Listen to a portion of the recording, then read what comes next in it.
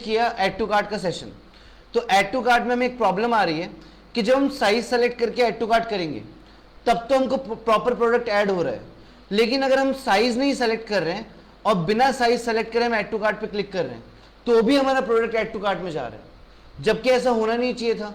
अगर size select नहीं की जाए तो ऐड टू कार्ट में प्रोडक्ट नहीं दिखना चाहिए। तो हम सबसे पहले क्या करेंगे, एक पॉपअप नोटिफिकेशन दिखाएंगे, क्या करने के लिए, ये करने के लिए कि अगर साइज नहीं सेलेक्ट की जाए तो नोटिफिकेशन आ जाए कि साइज सेलेक्ट नहीं हुई है। इस काम को करने के लिए हम लोग यूज करेंगे रिएक्ट टूस्टिफाई का। ठीक है, ऑलरेडी जिन लोगों ने रिएक्ट टूस्टिफाई इंस्टॉल नहीं किया वो कर लेना। सिंपल सा प्रोसेस है, आपको लिखना है npm i रिएक्ट टूस्टिफाई। मैं ऑलरेडी मेरे प्रोजेक्ट में इंस्टॉल कर चुका हूं स्टार्टिंग में सेटअप के टाइम पे, तो मैं इसको वापस से ऐड नहीं करने वाला। नो, सो बेसिकली हम वापस यहां पे आते हैं। इससे आप थोड़ा सा नीचे जाएं तो नीचे जाने के बाद आपको यहां पे कुछ कोड्स मिलेंगे। जैसे आपको एक कोड मिल रहा है import toast container toast from React Toastify मिल रहा है। आप और नीचे जाओ, यहां पे आपको डेमोज के अंदर इसके डेमोज मिल जाएंगे। ठीक है, यहां पे क्लिक करो, इसके डेमोज मिल जाएंगे। इसका पूरा पेज बनाया हुआ है टोस्टिफाई का। ठीक है, हम जो यूज करने वाले हैं वो ये कोड यूज करने वाले हैं। आप चाहें तो आपको कोड यहां पे दिख रहा है।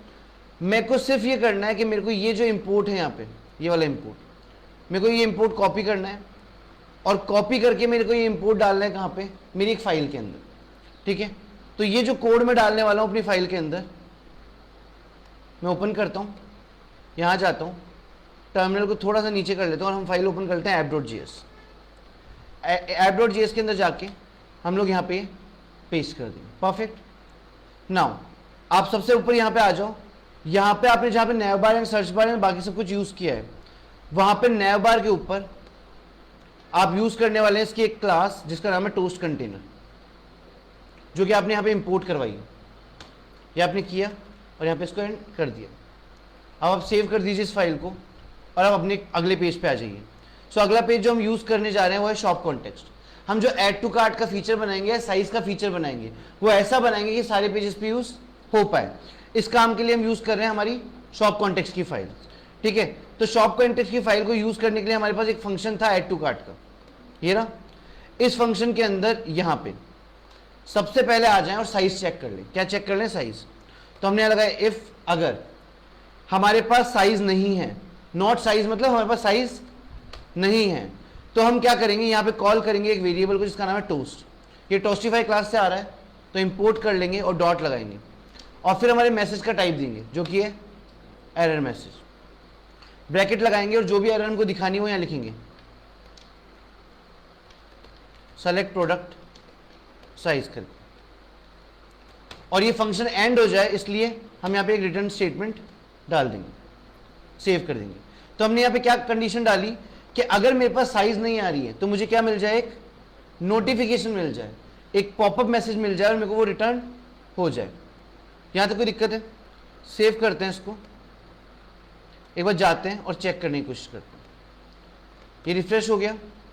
अब की बार मैं साइज सेलेक्ट नहीं कर रहा हूँ, ऐड टू कार्ट पे क्लिक कर रहा हूँ तो ऊपर आप मैसेज देख लो, एक मैसेज आ गया, सेलेक्ट प्रोडक्ट साइज। वापस दिखा देता हूँ। तो अगर मैं प्रोडक्ट की साइज सेलेक्ट नहीं करूंगा तो एक पॉपअप मैसेज आ जाएगा जो फैंसी है, प्रॉपर डिजाइंड है, आपको डिजाइन कुछ नहीं करना पड़ा। सही। अब हमारे पास ये आइकन है ऐड टू कार्ट का जिसपे 0 लिखा है। हम चाहते हैं कि जब ऐड टू कार्ट करें तो इस आइकन के ऊपर कुछ काउंट आ जाए, 1 2 3 4 जितने प्रोडक्ट ऐड हो रहे हैं वो। तो इस फंक्शनैलिटी को हम बनाएंगे।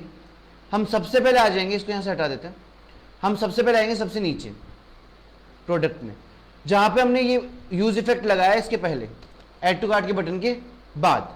हम यहां पे आएंगे और लिखेंगे कॉन्स्ट और एक फंक्शन बना देंगे get cart count is equal to arrow function. बना दिया। अब इस एरो फंक्शन के अंदर एक वेरिएबल बना लेते हैं जिसका हम नाम देते हैं total count is equal to 0। मतलब जो ऐड टू कार्ट का ये जो बटन, ये जो आइकन है, इसका काउंट कहां से चालू होगा? 0 से। अब क्या होगा ना, यहां पे देखो क्या क्या आ रहा है, यहां पे डिफरेंट प्रोडक्ट ऐड हो सकते हैं। एक ही प्रोडक्ट की सेम साइज ऐड हो सकती है, एक ही प्रोडक्ट की डिफरेंट साइज ऐड हो सकती है। तो हमारे पास वैरायटी बहुत सारी है, डेटा में वैरायटी बहुत सारी रखनी पड़ी। क्या क्या है? Same product same size, same product different size, या फिर डिफरेंट प्रोडक्ट, ऐसा भी हो सकता है। तो इन सारी फंक्शनैलिटीज को ऐड करने के लिए हम लोग यूज करेंगे यहां पे लूप्स का, ठीक है। तो हमें हमारी कंडीशंस के लिए क्या चाहिए होंगे, यहां पे लूप चाहिए होंगे।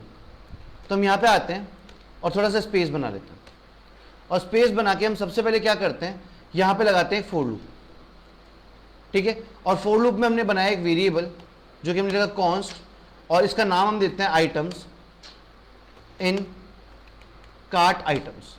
मैं कार्ट आइटम के अंदर जितने भी आइटम है वो सारे फैच करवा के इसमें डाल रहा हूं, आइटम्स में। अब अगर आपने नोटिस किया होगा तो मैं आपको बताता हूं, जो कार्ट आइटम है इस वेरिएबल का जो डेटा है वो ऑब्जेक्ट फॉर्मेट का, मतलब उसमें की वैल्यू की वैल्यू की वैल्यू ऐसी बहुत सारी वैल्यूज होगी। तो इसके बाद वापस से एक बार और लूप लगाना पड़ेगा। तो हमने एक लूप और लगाया, हमने लगाया for const item in cart items comma, और इसके पैरामीटर में पास कर दिया आइटम्स। मतलब सबसे पहले ऑब्जेक्ट फॉर्मेट में डेटा आएगा किसमें, आइटम्स में। फिर उस ऑब्जेक्ट फॉर्मेट के डेटा को हम किसमें निकालेंगे, अलग अलग, एक की एक वैल्यू, एक की एक वैल्यू, ठीक है। तो हमने क्या किया, ऑब्जेक्ट में से क्या निकाल लिया, हर एक आइटम को निकाल लिया, और वो किसमें आ गया, इस वेरिएबल में। अब ऐसा भी तो हो सकता है ना कि हमारा कार्ड जो है उसमें एक भी प्रोडक्ट नहीं है, वो ब्लैंक होगा, उस केस में हमको एरर मिल जाएगी। उस एरर को हैंडल करने के लिए जावास्क्रिप्ट में बनाया गया ट्राई कैच, एक्सेप्शन हैंडलिंग, या क्या बोलते हैं उसको, ट्राई कैच। तो ट्राई कैच कैसे लगाएंगे देखते हैं। पहले लगाएंगे ट्राई, और ट्राई का ब्रैकेट लगा के यूं छोड़ देंगे। उसके ब्रैकेट के बाद यहां पे जाके हम लगा देंगे कैच, एक ब्रैकेट लगाएंगे, उसमें बना देंगे एक वेरिएबल। अभी ट्राई कैच करता क्या है, वापस समझाता हूं। अगर मेरे कार्ट या ये जो वेरिएबल हमने बनाया है इनमें कोई वैल्यू नहीं है, तो ट्राई क्या बोलेगा कि मैं ये देखूंगा कि इसमें एरर आ रही है नहीं आ रही है। अगर इसमें कोई एरर आ रही है तो मैं पूरे पेज को ब्लॉक नहीं करूंगा, पेज के बाकी चीजों को दिखने दूंगा, और कैच को बोलूंगा कि सिर्फ जो एरर है वो एरर मुझे दिखा दे। वापस बोल रहा हूं, ट्राई और कैच। ट्राई ढूंढता है कि एरर कहां आ रही है, और उस एरर को भेज देता है कैच के पास, और कैच उसकी क्या करता है, हैंडलिंग। आपको वो मैसेज दिखा देगा, सही। कई बार जब आप रिएक्ट पे काम कर रहे होते हो और आपने छोटी सी मिस्टेक भी हो जाती हो, तो आपके वेब पेज में कुछ भी नहीं दिखता है, आपका पूरा पेज, वेब पेज ब्लैंक हो जाता है। ऐसा काफी लोगों के साथ हुआ होगा। पर ट्राई कैच लगाने से वो पूरा पेज ब्लैंक नहीं होगा, सिर्फ जो जहां एरर होगी वहां पे एरर दिख जाएगी और बाकी पेज रन होता रहेगा। इसलिए लगाया हमने क्या, ट्राई कैच। तो ट्राई क्या करता है, एरर ढूंढता है, और कैच उसको रिजॉल्व करवाता है। अब हम आ गए यहां पे, इस ट्राई के अंदर आके हमने लगाया एक इफ। क्या लगाया, इफ। और इफ के अंदर हमने लिखा कार्ट आइटम्स, और कार्ट आइटम्स के अंदर हम डालते हैं पहला, हमें क्या मिल रहा है, सबसे पहले आइटम्स।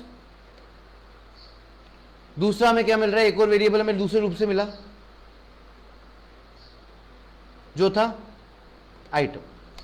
मतलब अगर ये दोनों पूरा ऑब्जेक्ट आ रहा है और उस ऑब्जेक्ट के अंदर वैल्यूज है, खाली ऑब्जेक्ट नहीं होना चाहिए, तो ये आइटम्स किसको डिनोट कर रहा है, उस ऑब्जेक्ट को, और आइटम किसको डिनोट कर रहा है, सिंगल वैल्यू को, ठीक है। जैसे मैं यहां पे एक बार जाऊं और आप लोगों के लिए एक बार इंस्पेक्ट कर देता हूं। यहां कंसोल ओपन करते हैं और यहां पे साइज सेलेक्ट करके ऐड टू कार्ट करते हैं। देखो यहां पे पहले एक ऑब्जेक्ट आ रहा है, आप जब ढंग से देखोगे तो उस ऑब्जेक्ट के अंदर भी एक ऑब्जेक्ट है। देखो क्लिक किया, ओपन किया, तो ये ऑब्जेक्ट के अंदर वापस से क्या आ गया, ऑब्जेक्ट। तो दो ऑब्जेक्ट है, इसलिए दो लूप लगाने पड़ रहे हैं। पहला जो आइटम्स नाम का वेरिएबल है वो पहले ऑब्जेक्ट को रेफर कर रहा है, और जो आइटम नाम का है वो अंदर वाली वैल्यूज को रेफर कर रहा है। तो हमने चेक कर लिया भाई यहां पे दोनों चीजों को, कि मेरा बड़ा वाला ऑब्जेक्ट वो भी खाली नहीं है, और मेरा छोटा वाला जो उसके अंदर है वो भी खाली नहीं है, तो ही मैं अंदर जाके लॉजिक बनाऊंगा, ठीक है। और लॉजिक क्या बनाऊंगा कि भाई ये तो चेक करो कि उनका काउंट 0 से कम होना चाहिए, मतलब 0 से ज्यादा होना चाहिए। प्रोडक्ट एक तो प्रोडक्ट ऐड होना चाहिए ना, अगर दोनों की वैल्यू 0 है तो मतलब एक भी प्रोडक्ट ऐड नहीं है। और अगर एक भी प्रोडक्ट हमने ऐड कर रखा है तो भाई हमने एक वेरिएबल बनाया टोटल काउंट नाम से, जिसकी वैल्यू रखी है 0, बस हमें कुछ नहीं करना है, इसकी वैल्यू बढ़ानी है। तो हम यहां पे गए, हम लिखा total count plus equal to cart items, items bracket item. मतलब जितनी बार भी कार्ट आइटम में वैल्यू डालोगे उतनी बार टोटल काउंट की वैल्यू बढ़ती जाएगी। और इस लॉजिक को यहां पे एंड कर दो। परफेक्ट। इस लॉजिक को यहां पे एंड करने के बाद आप ये देख लो आपके दोनों फोर लूप कहां एंड हो रहे हैं, यहां पे। इससे बाहर आओ और जो टोटल काउंट की वैल्यू है वो रिटर्न कर दो। सही है। इसके बाद ये नया वेरिएबल बनाया है, अगर इस वेरिएबल को मेरे को पहुंचाना है बाकी फाइलों तक तो यूज होगा ये ऑब्जेक्ट जिसमें सारा डेटा जा रहा है। तो यहां पे आएंगे और यहां पे आके उस वेरिएबल को नहीं भेजेंगे, उसके पूरे फंक्शन को भेज देंगे, गेट कार्ड काउंट पूरा फंक्शन ही भेज देंगे, तो वो वैल्यू अपने आप ही दे देगा। अब आते हैं हम कहां पे, जहां पे आपने ये डिजाइन किया है, ये जो आइकन आपने डिजाइन किया है कहां डिजाइन किया है, नैवबार में। तो अब आते हैं कहां पे, नैवबार के ऊपर। तो हम आते हैं यहां पे और यहां जाते हैं नैवबार। नैवबार में सबसे पहले ऊपर आ जाते हैं और जहां पे हमने एपीआई निकाला है या शॉप कॉन्टेक्स्ट यूज किया है वहां लगा देंगे कॉमा, और शॉप कॉन्टेक्स्ट के बाद निकाल लेंगे, ओके सॉरी यहां पे नहीं, ये तो इंपोर्ट से, यहां पे जहां पे हमने कॉन्टेक्स्ट एपीआई कॉल किया है यहां कॉमा लगा के कॉल कर लेंगे इसको, उस फंक्शन को जिसका नाम हमने रखा था जो हमने अभी बनाया, गेट कार्ड काउंट। सेव कर देते। इसको जोड़ना कहाँ है, इसको जोड़ना है हमको उस जगह पे जहां पे हमारा वो जीरो प्रिंट हो रखा है। तो हम आइकन दिखते हैं, ये रहा कार्ट आइकन दिख गया। इसके पैराग्राफ में जाते हैं आगे आगे और ये लिखा हुआ जीरो, ये जीरो यहां से मिटाते हैं और यहां लगाते हैं कर्ली ब्रैकेट, ठीक है। और कर्ली ब्रैकेट लगा के कॉल करते हैं गेट कार्ड काउंट नाम के फंक्शन और सेव कर देते हैं। जाते हैं पेज को रिफ्रेश करते हैं, पहले बिना साइज के क्लिक करते हैं तो एरर आ रही है। उसके बाद एक साइज सेलेक्ट करते हैं और ऐड टू कार्ट पे क्लिक करते हैं। मैं आपके लिए जूम कर देता हूं, आप ढंग से देखो, आपका कार्ट आइटम की वैल्यू 1 हो चुकी है। अब मैंने वापस सेम साइज पे क्लिक किया, 2 हो चुकी है। अब मैंने बोला कि डिफरेंट साइज चाहिए तो मैंने एल पे क्लिक किया और ऐड टू कार्ट किया, 3 हो चुकी है। अब की बार मैंने एक और साइज ली, ऐड टू कार्ट किया, 4 हो चुकी है। मैं होम पेज पे गया, मैंने एक नया प्रोडक्ट सेलेक्ट किया और इस नए प्रोडक्ट में जाके एक साइज सेलेक्ट किया एक्सेल और ऐड टू कार्ट किया, 5 हो चुकी है। हमारा ऐड टू कार्ट तक का, इस पेज तक का काम खत्म हो चुका है। हमने सारी फंक्शनैलिटी 1 to 1 अच्छे से बना दी है। अब हमें अगले नेक्स्ट लेक्चर में बनाना है ऐड टू कार्ट का पूरा नया पेज जिसपे सारे प्रोडक्ट दिखेंगे, उनकी कैलकुलेशन दिखेगी और ये दिखेगा कि चेकआउट करते टाइम इंसान को बिल कितना भरना है।